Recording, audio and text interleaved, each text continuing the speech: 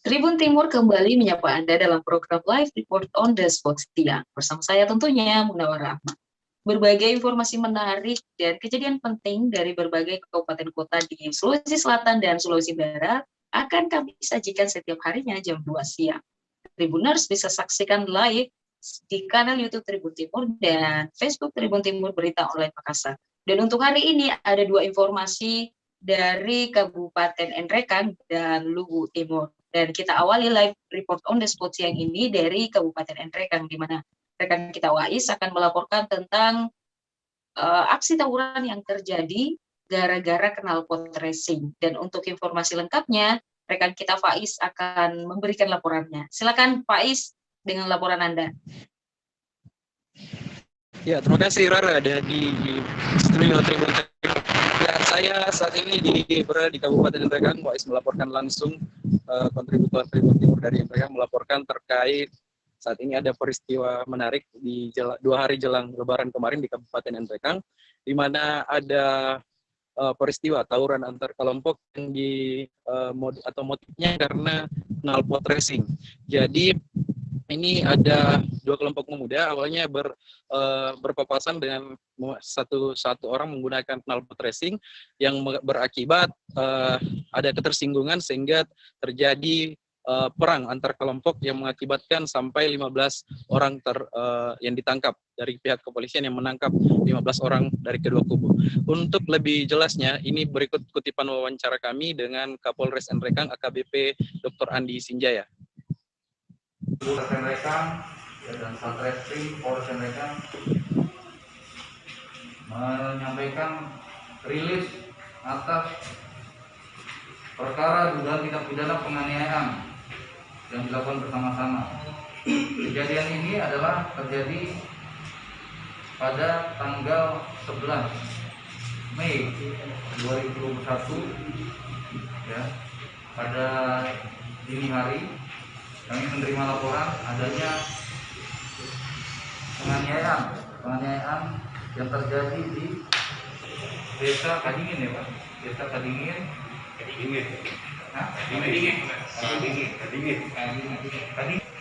Desa Kadingin, Kecamatan Baraka. Ya. Dan dalam hal ini kami melakukan proses penyidikan dan juga melakukan pemeriksaan saksi-saksi, di mana kami menerima dari laporan para korban. Ada 3 laporan polisi di sini, laporan 06, 07, dan 08 tanggal 11 Mei dengan korban. Untuk laporan polisi pertama adalah saudara W, saudara S, saudara I, dan saudara I. Dan atas kejadian ini ditetapkan tersangka sebanyak 11 orang. Ada saudara BR, saudara S, saudara L, saudara SI, saudara RAM, saudara SM, saudara M, saudara S, saudara S juga, saudara R, dan saudara S. Yaitu intinya ini peran-peran dari para tersangka dalam melakukan pemukulan terhadap para korban, ya, melakukan penganiayaan dengan berbagai macam cara terhadap korban sehingga korban mengalami luka-luka. Saudara W luka pada bagian leher pada leher belakang. Saudara S memar pada lengan kiri belakang pada leher. Saudara I luka memar pada bagian kepala belakang, lecet pada lengan bagian kiri. Saudara I lecet pada bagian hidung dan juga pada kelopak mata kiri. Dan juga laporan polisi yang kedua ada 2 korban, saudara ZK, saudara RL. Ini keduanya di bawah umur. Dan atas kejadian ini, atas korban ini ditetapkan 3 tersangka, saudara A, saudara S, dan saudara SS. Ini juga melakukan pemukulan, melukai pelipis bagian kanan saudara A dan juga para tersangka juga melakukan pemukulan terhadap saudara ZK dengan memukul pada bagian kepala. Dan tersangka saudara S melakukan pemukulan terhadap saudara RL dengan memukul bagian dahi, hingga korban mengalami memar pada puncak kepalanya, dan saudara RL memar pada bagian wajah kanan atas.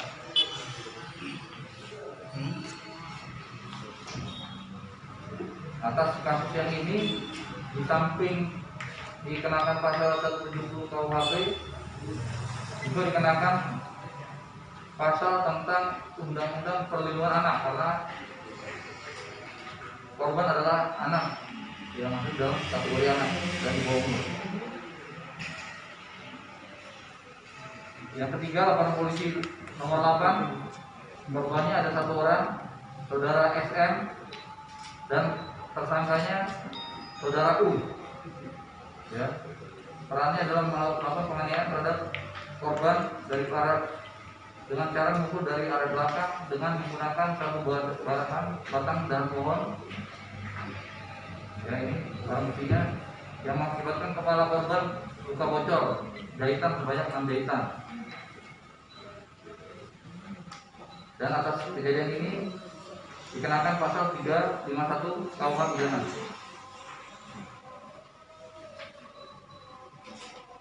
Dan langkah-langkah yang sudah kami lakukan, kami sudah melakukan pemeriksaan visual record itu pada korban, olah TKP, dan kami sudah tetapkan tersangka yang berjumlah 15 orang semuanya. Ya, dengan 3 laporan polisi yang dilaporkan.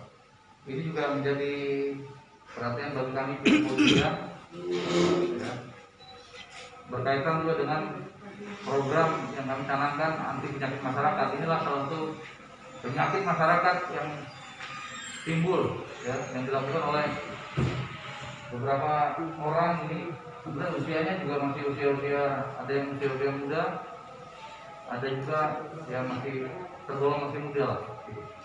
Inilah yang tidak kita harapkan terjadi di wilayah kita, sehingga praktek-praktek, ya, baik tawuran maupun juga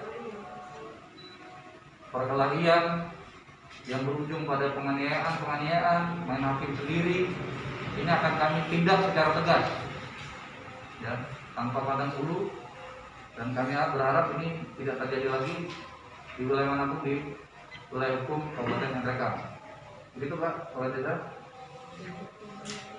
Ada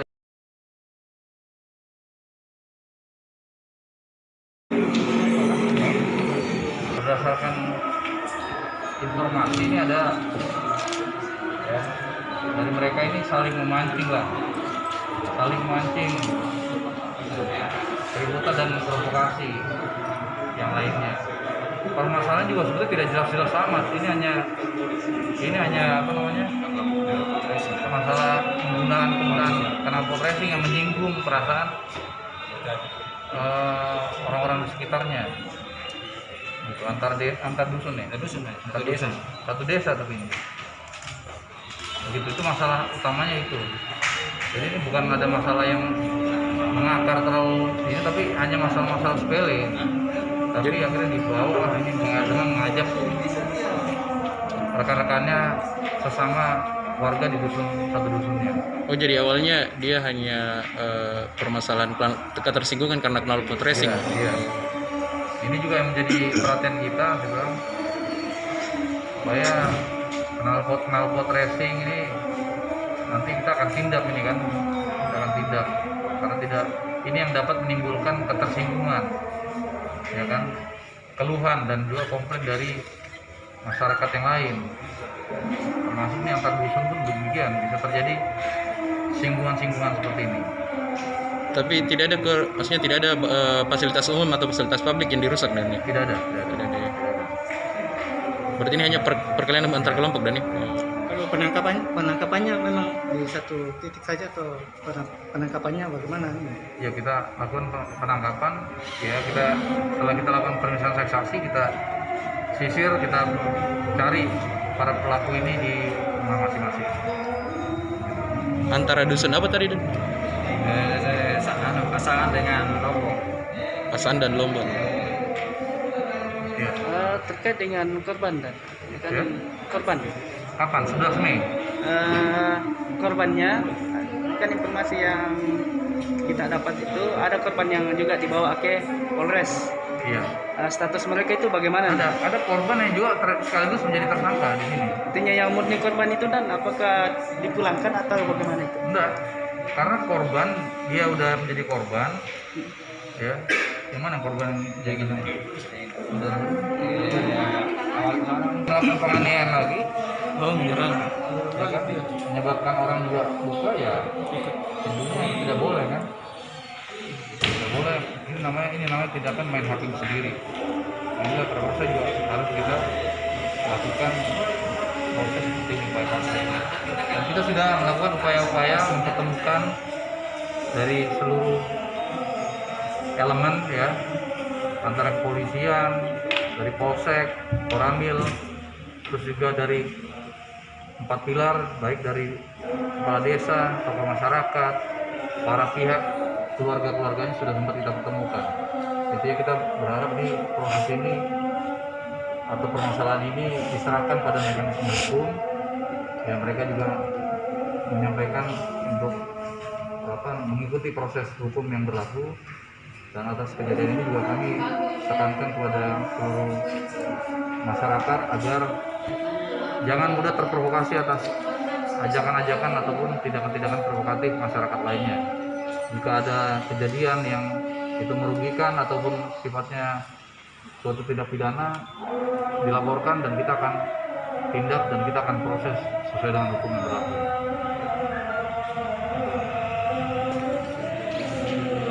Masih ada ancamannya. Sampai terjadi tawuran ini. Ya, demikian tadi hasil press release dan juga wawancara dari keterangan dari Kapolres Nrekang terkait penangkapan 15 pelaku tawuran antar kelompok yang terjadi di dusun di Desa Kadinge, Kecamatan Bapak, Kabupaten Nrekang. Kembali ke Rara. Siap, Bro Wais, kita ini masih mau tahu, ini kan kejadiannya gara-gara knalpot racing, akhirnya tawuran antar dusun. Apakah ada langkah-langkah atau upaya damai kedua belah pihak sehingga kasus ini tidak berlanjut ke ranah hukum sebelum akhirnya ditangkap 15 orang ini? Ya, jadi sebelum dilakukan penangkapan terhadap 15 pelaku ini, sebenarnya kedua kubu ini telah berupaya didamaikan baik oleh pemerintah Kecamatan Baraka maupun pemerintah Desa Baraka dan dimediasi oleh Kapolsek setempat, Kapolsek Baraka. Hanya saja dari hasil mediasi kedua kubu tidak ada yang bersepakat berdamai, tidak ditemukan hasil kesepakatan, hingga kedua kubu ini saling melaporkan satu sama lain. Jadi ada 3 laporan polisi yang diterima oleh Polres Nrekang, hingga akhirnya tim dari Polres Nrekang memutuskan melakukan penangkapan terhadap 15 pelaku tersebut. Ya, Rara. Kalau dilihat dari para pelaku dari video yang ditayangkan tadi, sepertinya apakah ada anak di bawah usia umur gitu yang ikutan tawuran juga? Iya, dari hasil penangkapan dari Polres Nrekang dari satu kasus tersebut, ini ada 2 anak di bawah umur atau ada 2 korban yang jadi anak di bawah umur, sehingga ada yang ditangkap dengan pasal yang berlapis, yaitu pasal selain pasal penganiayaan juga akan disangkakan dengan penganiayaan terhadap anak di bawah umur, seperti itu, Rara. Terima kasih, Bro Wais. Mungkin terakhir, apa langkah antisipasi dari Polres Nrekang tentunya untuk menghindari hal-hal kejadian serupa terjadi lagi, khususnya aparatur pemerintah setempat di sana? Ya, jadi Kepolisian Resort Nrekang ini sudah melakukan beberapa upaya antisipasi terhadap tindakan tawuran ini yang bermula dari knalpot racing. Salah satunya yang dilakukan adalah melakukan razia untuk knalpot racing yang ada di Kabupaten Nrekang. Kemarin di malam takbiran kemarin, Kapolres Nrekang ini sendiri memimpin langsung untuk melakukan sidak dan berhasil merazia. Ada total 6 kendaraan yang didapati yang menggunakan knalpot racing. Untuk itu Kapolres Nrekang sendiri sudah menghimbau dan memberikan penyampaian langsung kepada masyarakat baik melalui di media sosial maupun di masjid-masjid terkait upaya untuk menghentikan penggunaan knalpot racing ini, karena dapat selain mengganggu pengendara di jalan raya juga dapat berakibat pada ketersinggungan seperti tawuran yang menjadi latar belakang dari kasus tersebut. Sekian, Raya. Terima kasih. Ya, terima kasih Bro Wais, kontributor Tribun Timur dari Kabupaten Nrekang, telah melaporkan terkait kejadian gara-gara tersinggung karena knalpot racing, akhirnya 15 orang diamankan dan terjadi tawuran antar dusun. Dan kita berharap kejadian serupa tidak terjadi, tidak hanya di Nrekang, tapi di mana saja. Dan knalpot racing itu memang tidak dianjurkan untuk digunakan, dan sebaiknya tidak digunakan karena bisa mengganggu kenyamanan orang lain juga dan melanggar aturan tentunya. Dan sebelum kita berpindah laporan kedua, kita rehat sejenak.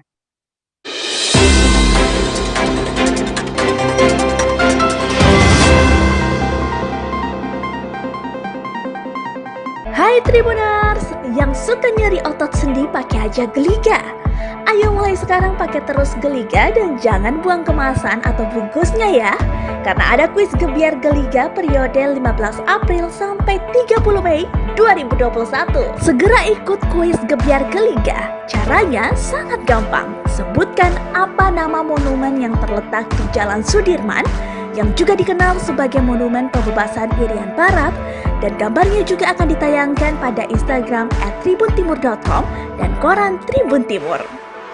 Menangkan hadiah mingguan dan grand prize 1 unit motor New NMAX, 1 unit sepeda Polygon, 2 unit handphone Samsung, uang tunai 10 juta rupiah untuk 10 orang pemenang, dan hadiah mingguan uang tunai masing-masing 500 ribu rupiah untuk 5 orang pemenang yang akan diundi setiap hari Jumat. Tulis jawabannya di belakang kemasan bungkus Geliga jenis apa saja dan kirim beserta fotokopi KTP, nomor telepon, dan kirim ke box undian ke kantor Tribun Timur Jalan Cendrawasih nomor 430 Makassar atau Radio Gamasi FM di Jalan Veteran Selatan 71, Kompleks Marinda Blok B2 Makassar, atau pasar-pasar di area Kota Makassar. Pajak hadiah ditanggung oleh pemenang ya. Untuk informasi lebih lanjut, hubungi 082 291 538 388. Geliga, ahlinya nyeri otot dan sendi.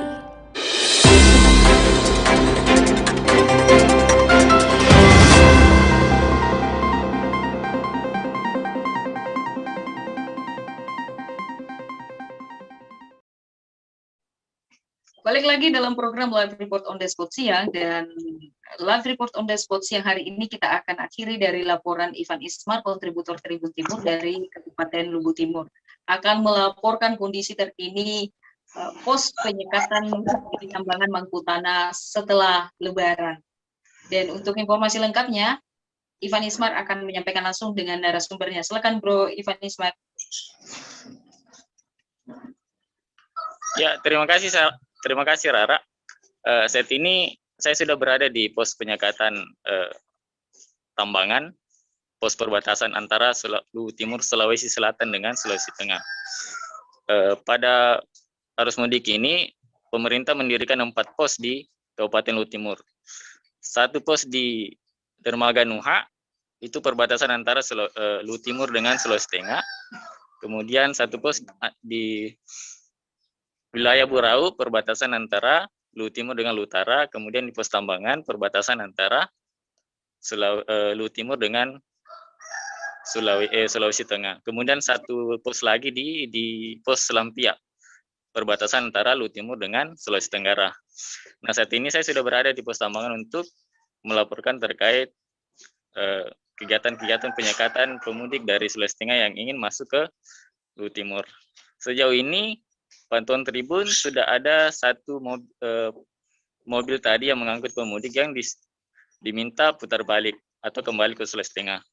Nah, untuk lebih jelasnya saya sudah bersama dengan perwira pengendali pos Tambangan, Ibda Suwardi, untuk menjelaskan lebih lanjut terkait kegiatan pos penyekatan di pos Tambangan ini. Rara. Siap. Ya Pak, bisa ceritakan ke kami. Waalaikumsalam. Rara. Ya Pak, silakan Pak. Iya, jadi kami di pos tambangan di sini atas perintah Kapolres Luhut Timur dalam hal ini AKBP Indra Moko, kami melakukan operasi pos penyekatan dirangkaikan dengan operasi Ketupat 2021. Jadi untuk di pos tambangan perlu kami berikan gambaran bahwa pos tambangan ini berbatasan 2 provinsi, dalam hal ini Provinsi Sulawesi Selatan dan Provinsi Sulawesi Tengah. Selama dilakukan operasi penyekatan di sini sudah 9 unit. Sudah 9 unit roda 4 yang diarahkan untuk memutar balik. Rata-rata kendaraan roda 4 itu berpenumpang atau bermuatan sampai antara 7 sampai 12 orang. Untuk kendaraan roda 2 ada 8 unit juga diperintahkan atau diarahkan putar balik. Hal itu kami lakukan oleh karena memang ada pelarangan mudik. Saya kira demikian Mbak Lara. Mungkin bisa informasikan ke kami Pak, ini selama pos penyekatan itu petugas yang berjaga TNI Polri di sana itu berapa lama Pak? Apakah 24 jam atau memang tidak ada jeda untuk para pemudik untuk lolos gitu Pak? Jadi perlu kami laporkan bahwa untuk jedanya memang sama sekali tidak ada jeda waktu. Untuk ketika memang ada mau mencoba-coba mencari waktu istirahatnya petugas, karena kami laksanakan operasi penyekatan ini 1 ke 24 jam. Sekalipun sifatnya bergantian, tapi yang jelasnya tidak pernah ada celah sedikit waktu untuk dipergunakan para pemudik yang tidak layak untuk melaksanakan mudik. Gitu Pak. Siapa? Mungkin terakhir ini Pak, ada imbauan kepada masyarakat yang akan melintasi atau berencana melintasi pos penyekatan mudik di Tambangan Mangkutanah ini Pak. Jadi sejauh ini kami sudah lakukan, jadi jauh-jauh hari sebelum dilaksanakan operasi sekat, sudah dilakukan sosialisasi baik melalui media elektronik, media cetak maupun secara langsung kepada masyarakat. Bahwa mulai tanggal 6 Mei sampai tanggal 17 Mei itu dilakukan oleh pemerintah mengambil kebijakan untuk melakukan pelarangan mudik. Hal itu semakin kepentingan kita.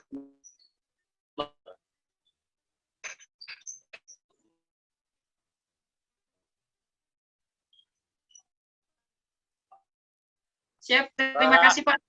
Ya, terima kasih Pak telah bergabung bersama kami siang ini. Semoga Bapak semua sehat di sana dalam menjalankan tugasnya, dan untuk para pemudik agar tidak melanggar peraturan yang telah ada. Dan untuk Bro Ivan Ismart, terima kasih telah bergabung bersama kami juga dari Luhut Timur, dan Tribuners di mana saja Anda berada, terus saksikan live report on the spot siang setiap jam 2 siang. Anda bisa saksikan di kanal YouTube Tribun Timur dan Facebook Tribun Timur Berita Online Makassar. Saya Munawar Ahmad, pamit undur diri.